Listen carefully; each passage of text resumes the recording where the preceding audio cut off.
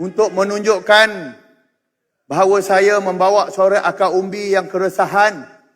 Dengan ini, saya meletakkan jawatan saya sebagai Esko Kerajaan Negeri Melaka berkuat kuasa pada minggu hadapan. Tapi, kalau ada orang yang cakap dengan saya lari dari perjuangan, saya nak beritahu, tidak sama sekali saya tinggalkan pemuda UMNO pada hari ini.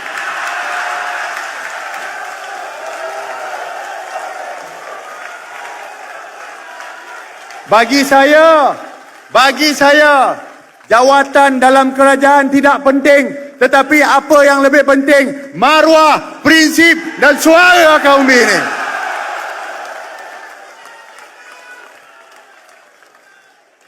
Saya nak bagi tahu kepada yang tanya, lu siapa? Saya nak jawab.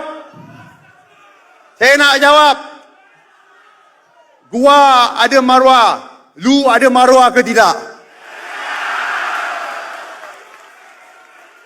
Namun